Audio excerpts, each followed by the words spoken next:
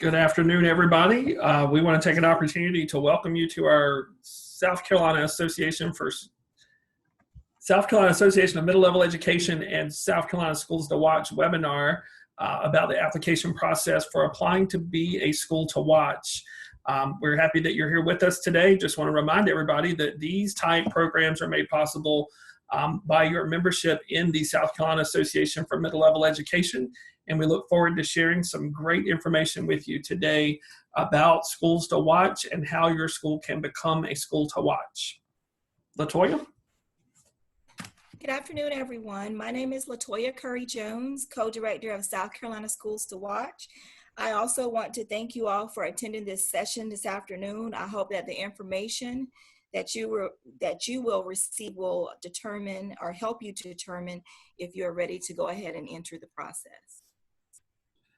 And I'm David McDonald. I also serve as co-chair of the South Carolina Schools to Watch initiative, and we look forward to sharing great information with you today and hope that we're going to have another record year for Schools to Watch across our state as we get ready for next year. This presentation is being recorded and will be added to the SCAMLE website and shared on our social media as well. So we hope you will take advantage of these resources as you prepare and plan.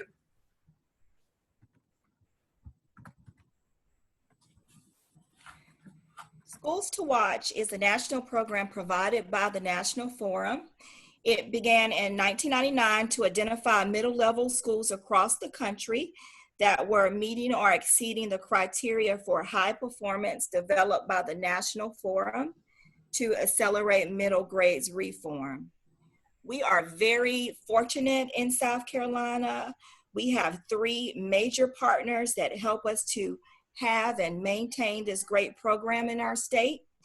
Those partners are the South Carolina Department of Education, the South Carolina Association for Middle-Level Education, also known as SCAMLE, and the South Carolina Middle Grades Initiative.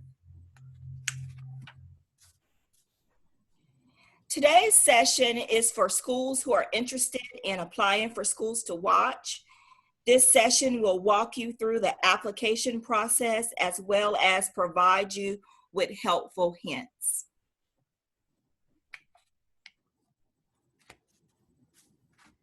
I would like to begin by showing you our mission and vision statements for Schools to Watch.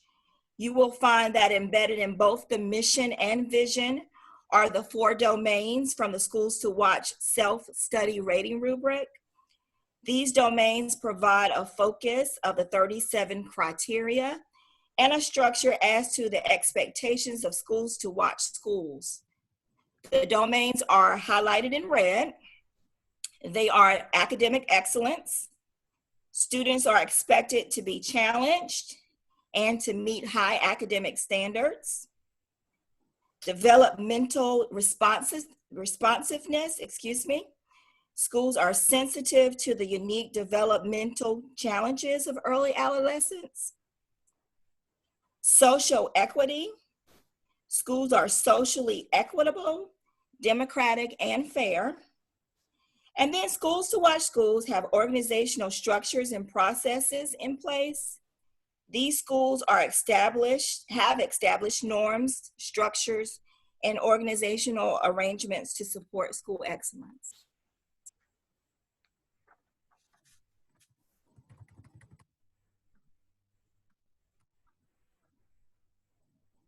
There are eligibility requirements to qualify to become a school to watch. Your public program or your publicly funded program must be at least 3 years old. You must serve students between the ages of 10 through 15. You must have implemented the National Forum's 37 criteria within the 4 domains found on the Schools to Watch rubric. And we talked just a little bit about those on slide 4. And then lastly, there is no cost to you to become a Schools to Watch school, A School to Watch designation comes with many benefits. We have 25 schools statewide and just over 400 nationwide for you to collaborate and network with. Accountability and a process of growth over time is built into the process. The rubric is research-based, and because schools must redesignate every 3 years, schools are held accountable for continuing on their journey of school improvement. We think of the School to Watch rubric as an overarching umbrella, and everything you do with leadership and development fits underneath that umbrella. Because the rubric is equipped with best practices for middle level education and it has stood the test of time, we like to say that if it doesn't fit within those 4 domains, consider or question why you're doing that particular practice. Another benefit of being a Schools to Watch school is that we celebrate our schools. Each designated school will hold a school celebration.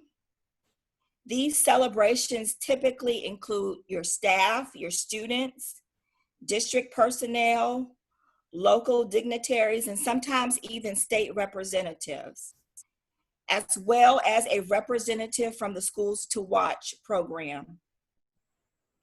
In addition to your school-held celebration, you're also recognized at the SCAMLY State Conference and at the National Forum's National Conference the year of your designation or redesignation. And this year, we had our schools recognized at a South Carolina State Board meeting by Superintendent Molly Spearman.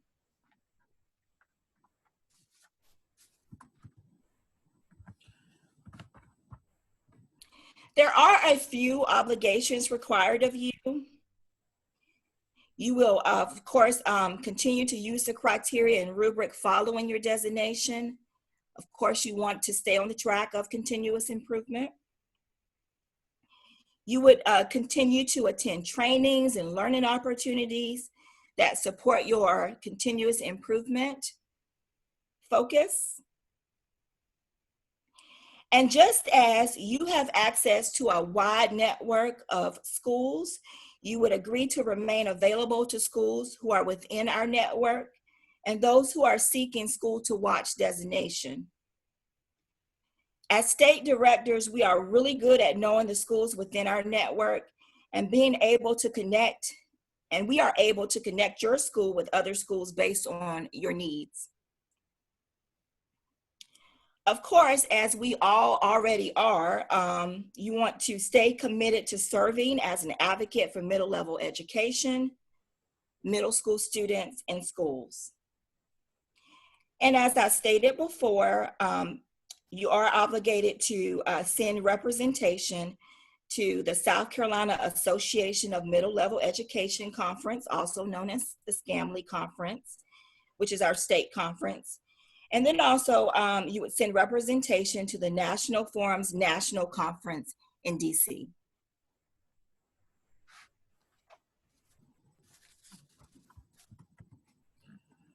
So next we'll want to talk about what you actually need to do when you are beginning the process of applying to become a School to Watch.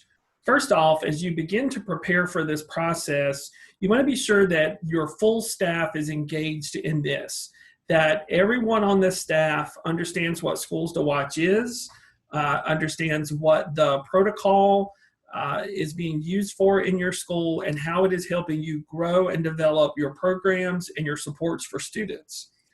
You also want to make sure that all of our staff has a commitment to this. This is not something that we begin and get an award, get a banner, and then move past. This is something that becomes part of the culture of your school. And the schools that we know that have been the most successful are those where this has become a part of the culture. You also want to make sure that you have accessed the National Forum Schools to Watch online self-study rating rubric. This is a required component as part of the application process. So you're going to want to make sure that you have already began the process of completing that self-rating rubric and that you have those that information ready to go for your school. One of the other biggest pieces is that you need to identify a group of leaders in the school who will write the application for schools to watch. These folks need to really represent a good cross-section of your school and be folks that can provide lots of information about the things happening in your school. So how do you get the application? First off, you need to go to the South Carolina Association for Middle Level Education, scamle.org website, and you'll click on Schools to Watch. Once there, you click on the Schools to Watch tab, and then the application process and site will actually show up there on your web browser. The instructions for completing the application are located on the website. There are some new pieces this year, so we want to make sure that you take an opportunity to look at that. For those of you that have looked at applications before, it is now a complete online application process with some additional pieces that are required. When you click on this Schools to Watch application, you will see all of the components of the application that you'll need to access. When you begin writing, the first piece that we always suggest to schools is that you assemble a writing team. Your writing team needs to be folks who are really attuned with what's going on in the school. They really know how to pull different groups together and really will become the team who puts together the pieces of your narrative in your application. Within this PowerPoint, we have several links that will take you directly to these components of the application. So when we post this on the website, you'll be able to click on these hyperlinks that are within the presentation today to be able to guide your writing process. You will identify who the application writing team, who the members of that team are, and you will submit that as part of your application. Also, please understand that the application is a 4-part application. There are multiple components to this as you begin writing.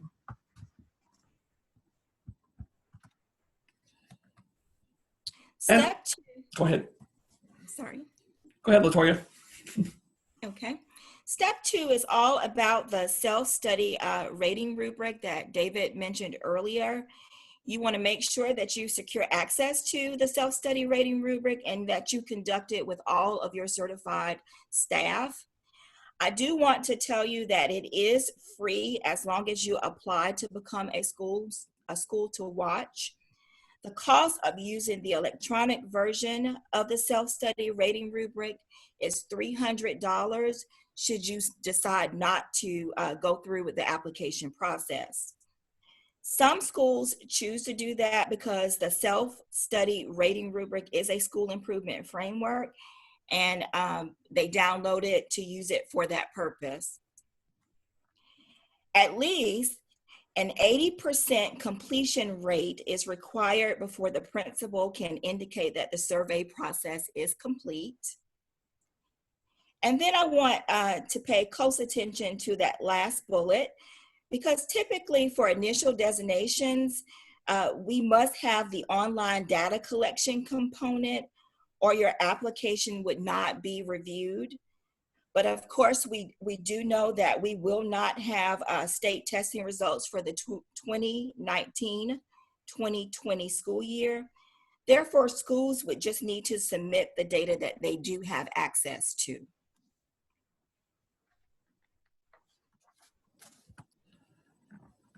Step 3 of the application is where you will begin to gather all of that information to describe your school. Keep in mind that when you're writing this application, you are explaining to people that know nothing about your school. You're giving them information to learn more about your school and to be able to make informed decisions about the programs that you're offering students and teachers as a way to support. So you're going to want to make sure that you include as much descriptive information as possible. Part 1 of the Schools to Watch initial designation application is where you would provide that descriptive information.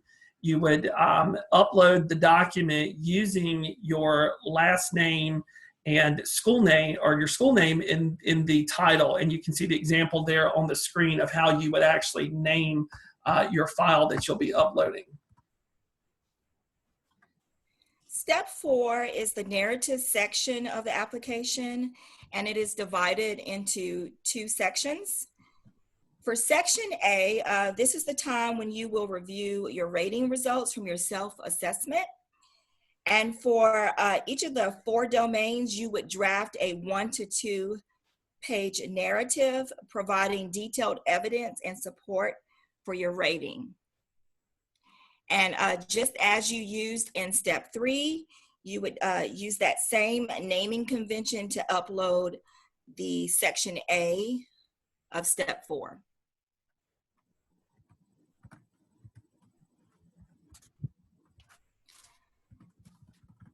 Section B will give you the opportunity to really focus on those areas of growth and priority.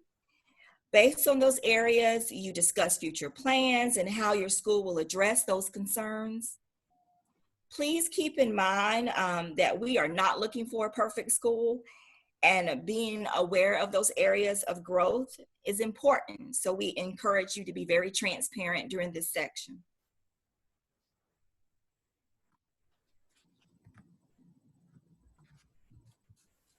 And then again, that part B would be uploaded using the same naming convention listed below in red. For the application, step 5 is where you will complete recent changes to your school. This is where we're asking, have you experienced any kind of changes to your school that we should be aware of? Is there anything that's happened in your school? Sometimes we get schools who have moved to new facilities. Sometimes we get schools who have experienced reductions in staff, or sometimes we've had situations where schools have had additional students placed in their school, changes in their ESOL population, new math programs. Part of our process is to understand what the school is experiencing. Remember, we're going to provide feedback through this process, and in order for us to do that, we want to know what kinds of things have happened in your school. Obviously, we will all be reeling from the changes that we've experienced this spring, and so this would be an opportunity to talk about some of those things in your school. You'll provide that information of what's going on over the last year to be able to help the team understand more about your school. Some things you may consider, again, would be things such as changes in the school administration, turnover in teaching staff, budget issues you've faced, things that you've done to change the culture in the school, programmatic offerings, if you've experienced any kind of major changes in your master schedule, or if you've restructured some of the things. And also changes in how students are grouped and classes are aligned. We want to, again, be able to understand as much about your school as possible. And with that, the same piece as well, you will upload that document using the same naming convention that we've used for the other pieces so that we can continue to track that information.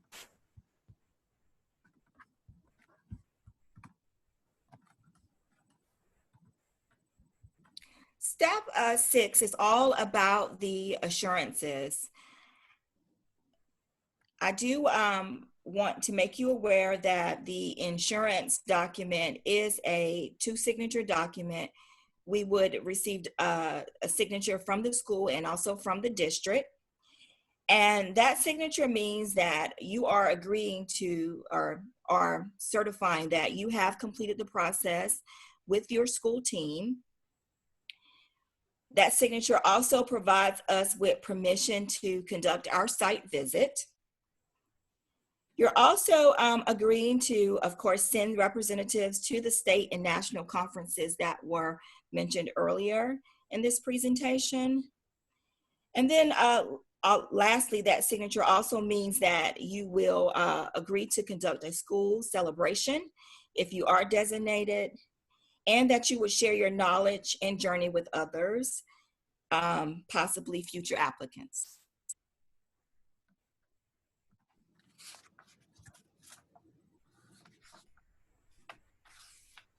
Step 7 of the application process is where you will actually submit the application.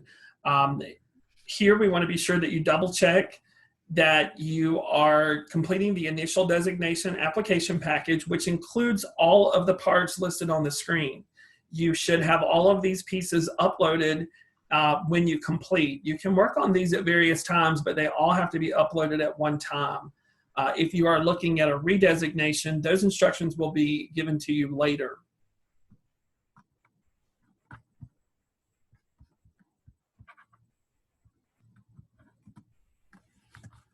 Applications, of course, are then read by a state team of educators. All folks who read applications are middle-level educators or are folks who are associated with middle-level education, such as some of our higher ed partners and State Department folks.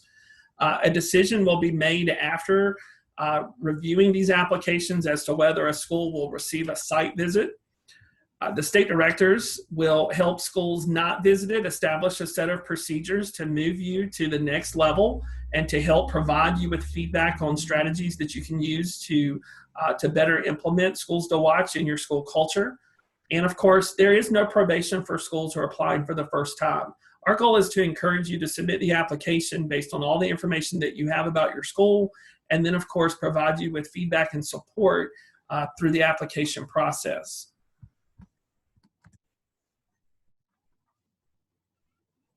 The site visit. After reviewing your application, you may be invited to have a site visit. You will receive prior notice and input as to the best dates for your visit.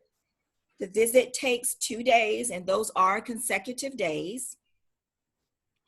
The team members are all educators. Quite often, many of the team members are from other schools to watch schools, or their school is either currently going through the process.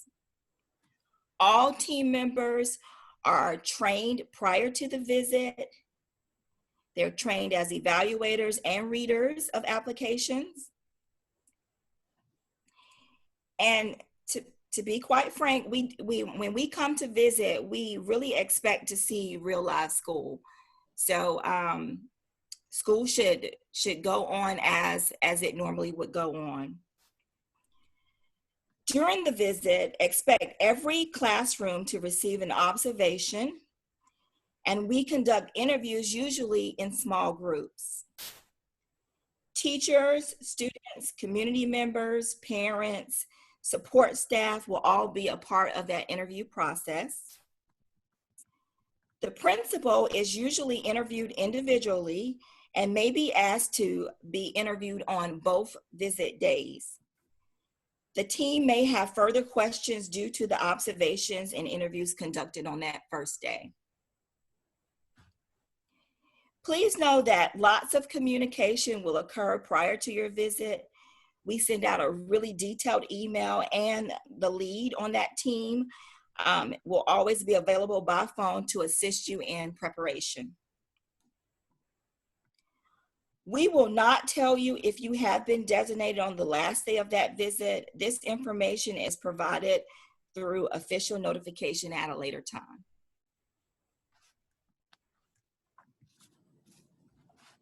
The school to watch timeline. Right now is the time to begin your application process. You and your team would work on this through the spring and the summer. You would submit your application during the fall. For 2020, the due date is September the 25th. The fall through the winter, we will normally conduct the site visits, and between January and February, schools are announced. This is just in time for our season of recognition, which begins in the spring at the Scamley Conference and is carried through the National Conference during the summer.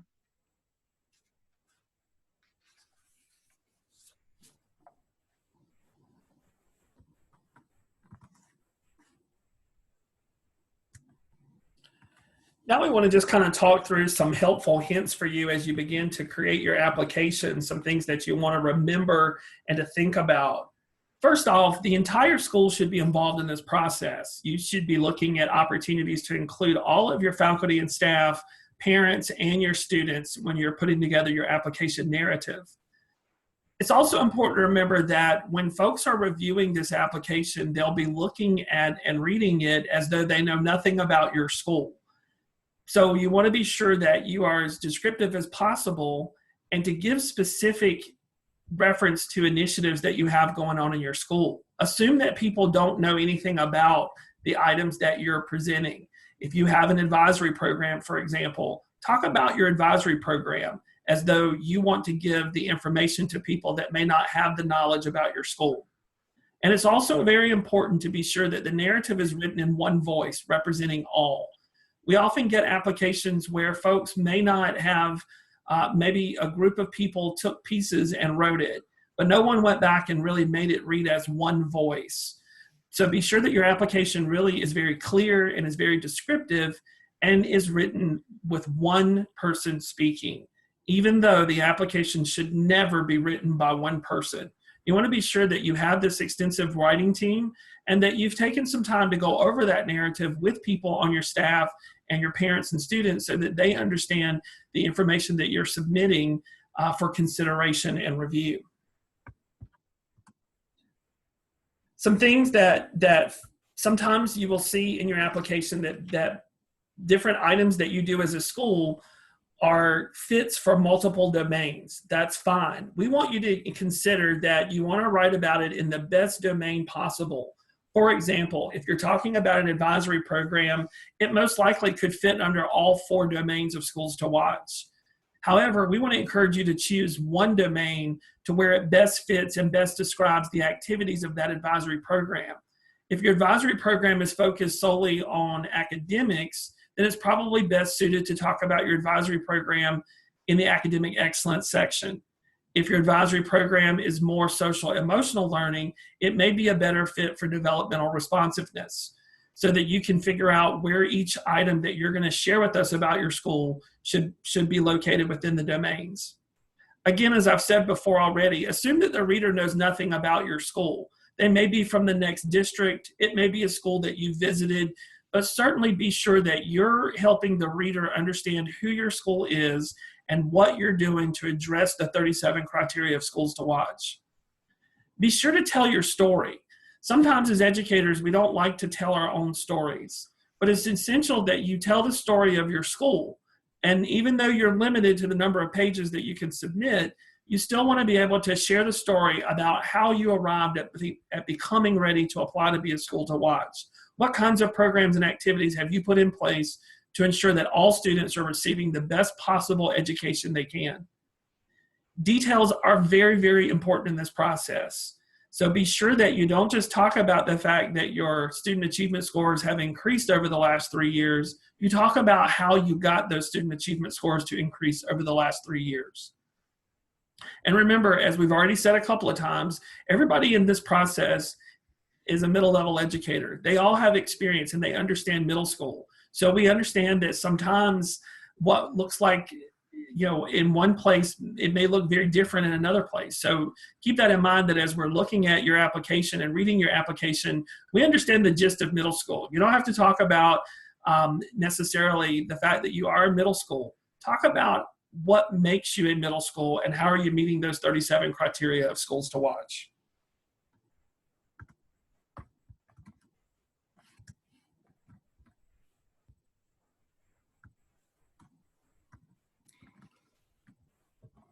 Here we are providing our contact information should you have any questions about the application process.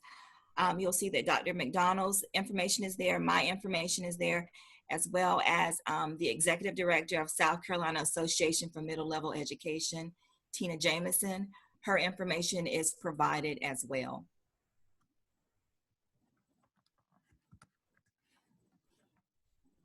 And now we're going to take some questions from you. If you have questions about this process or things that we can answer for you about how to become a school to watch, and particularly in writing your application, you have all been muted during the course of our portion of the presentation. So we would ask that if you would like to ask a question, that you simply unmute yourself and ask your question.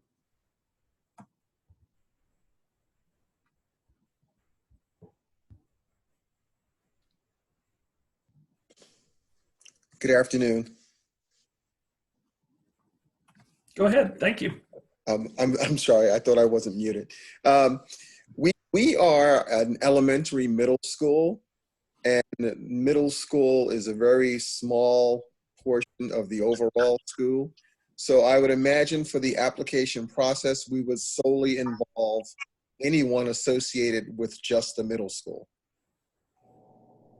Yes, we do have one current school to watch school that is a K-8 school, Campobello Grambling School in Spartanburg School District 1. So yes, when you're writing your application, you would want to involve anyone who works specifically with those middle level grades. It is okay sometimes to include that 5th grade, but what we're primarily looking at are those 6th, 7th, and 8th graders.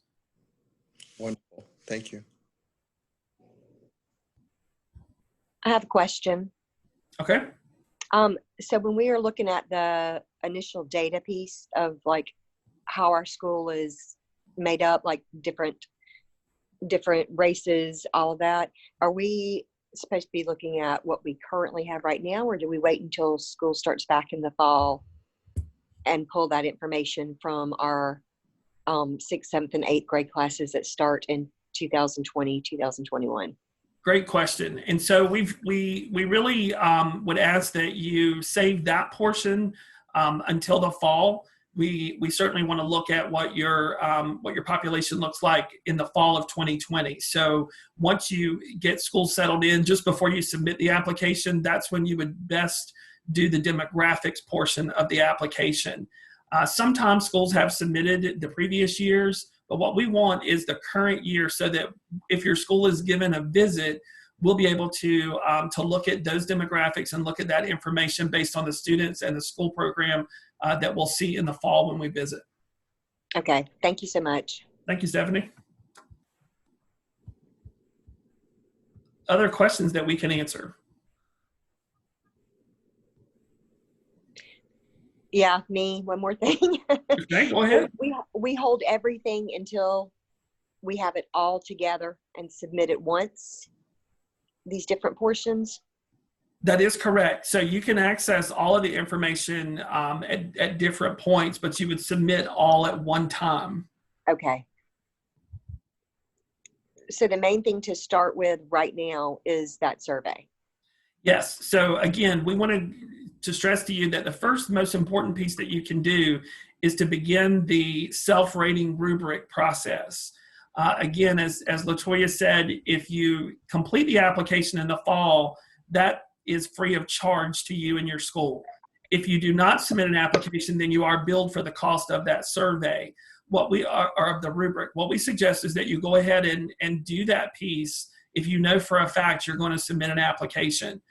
If you're still not sure just yet, we would tell you to hold off on that until the fall, until you make a decision of whether you're going to submit the application or not.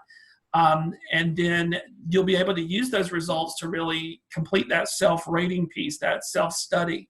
And so really, if you were going to start the application process now, we would suggest that you begin with looking at your narrative. Be sure that you have identified those practices that are really true exemplars of the 37 criteria of schools to watch. Okay, thank you. Mm-hmm.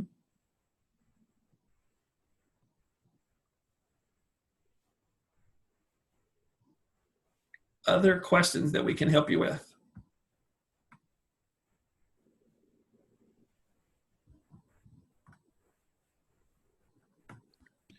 Yes, sir. Dr. McDonald, on the part for school demographics and characteristics, is there a template to use for where you have programmatic information for the current, like after we get done with the data and then the demographic data, where we're talking about programmatic information for the current school year and all those bullet points? Is that just in a narrative form as well?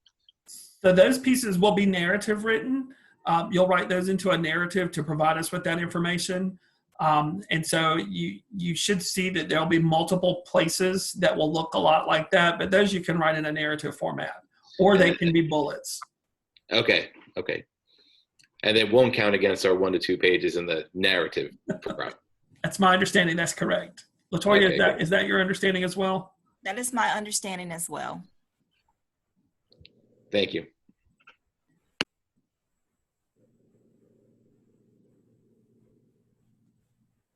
Any other questions that we can help you with today? Dr. McDonald, can you tell me a little bit more about that self-rating on the self-rating rubric? Is that something that the teachers do? Is that just one thing that one person of the team completes? What does that look like, I guess? Great question. The self-rating rubric should be completed by all certified members of the staff. So when you complete the rubric, The information on the website, when you click on the link, it will tell you to send LaToya or me an email asking for the rubric. We get that set up. It's set up with the University of Illinois, who synthesize all that information. And again, you need 80% or greater of your staff to participate in that survey, in that rubric completion, in order to be able to close that out. So all members of the certified staff should do the rubric. And then that is the information that, of course, you would use to help guide practices, or really to help identify some of those key elements that you have as a school. Great. Is it set up like on those 4 pillars too, like as far as what their questions are or what information you're trying to gather?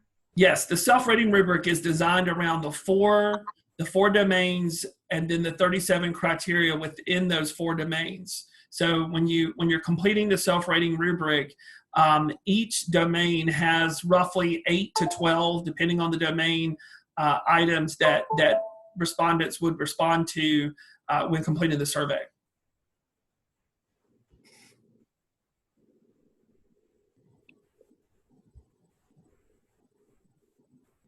Any other questions that LaToya and I can answer for the crowd today?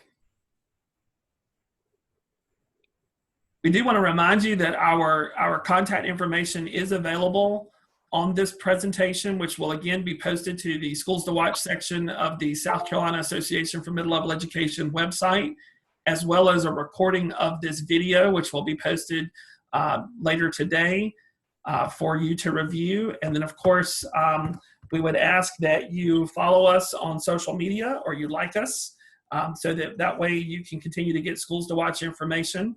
We are very proud of the schools that have earned the Schools to Watch designation in the state of South Carolina. These folks have done tremendous work, and we're very proud of them. And we certainly want you to take advantage of an opportunity to visit these schools and talk with their leadership, because they really are great resources for you as you consider this process. And I also want to remind you to explore the hyperlinks within the PowerPoint. You'll get to see a picture view of some of the things that we discussed during the presentation.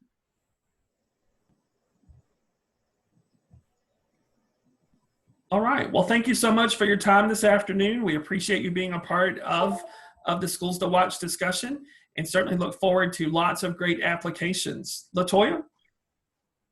Thank you all for attending, and please feel free to reach out to us. We are here to support. Thank you, guys.